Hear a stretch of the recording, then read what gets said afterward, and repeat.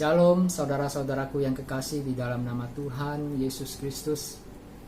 Selamat malam, apa kabar? Saya berharap kita semua tetap di dalam perlindungan dan kasih Tuhan Yesus Kristus. Hari ini kita sudah beraktivitas dari pagi. Ada yang bekerja, ada yang belajar, ada yang mengadakan perjalanan.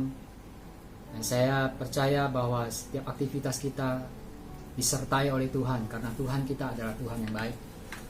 Malam hari ini, sebelum kita tidur, baiklah kita juga akan merenungkan sebagian daripada kebenaran firman Tuhan. Bagi kita orang percaya atau orang Kristen, firman Tuhan adalah pelita bagi kaki kita dan terang bagi jalan hidup kita. Malam hari ini saya akan berbicara mengenai mengatasi ketakutan. Rasa takut dialami rata-rata oleh semua orang yang ada di dunia tanpa terkecuali. Baik dia orang yang kaya, baik dia orang yang miskin, orang yang berpendidikan atau orang yang bodoh, orang yang berpangkat, bahkan orang yang sangat sederhana sekalipun, orang yang tinggal di negara maju, pasti juga tidak luput dari perasaan takut atau ketakutan di dalam hidupnya. Ada banyak faktor yang menyebabkan seseorang itu merasa takut. Ada yang karena permasalahan di dalam rumah tangga, ada yang karena krisis keuangan, kegagalan di dalam bisnis dan usahanya, kehilangan pekerjaan, sakit penyakit yang tidak kunjung sembuh, kegagalan di dalam studinya, bahkan akhir-akhir ini adalah ketakutan yang ditimbulkan oleh COVID-19. Sebagai orang percaya, bagaimana kita mengatasi ketakutan yang seringkali ada di dalam bagian hidup kita ini? Karena tadi saya sudah katakan, kita seringkali tidak bisa luput dari ketakutan. Baik hamba-hamba Tuhan, pelayan Tuhan, termasuk jemaat Tuhan juga tidak luput dari perasaan takut. Tetapi puji Tuhan, ada ayat firman Tuhan yang menjadi solusi, yang menjadi pegangan bagi kita.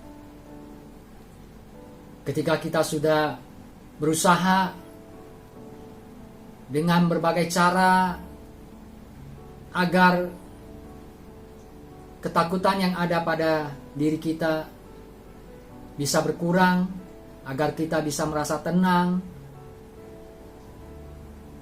seringkali gagal kita menemukan jalan keluarnya. Tapi puji syukur, kita orang-orang percaya diberikan janji oleh Tuhan di dalam firman Tuhan yang terdapat di dalam kitab Yesaya 41 ayat yang ke-10. Firman Tuhan berkata demikian, "Janganlah takut, sebab aku menyertai engkau. Janganlah bimbang, sebab aku ini Allahmu. Aku akan meneguhkan, bahkan akan menolong engkau. Aku akan memegang engkau dengan tanganku yang membawa kemenangan." Puji Tuhan. Oleh sebab itu, saudara-saudaraku yang kekasih di dalam nama Tuhan, apakah kita sebagai orang percaya akan terbebas dari kebimbangan? Apakah kita sebagai orang percaya juga pasti akan terluput dari ketakutan? Tidak, saudara-saudaraku. Karena ketakutan, kebimbangan sudah menjadi bagian dari hidup manusia yang ada di dunia ini.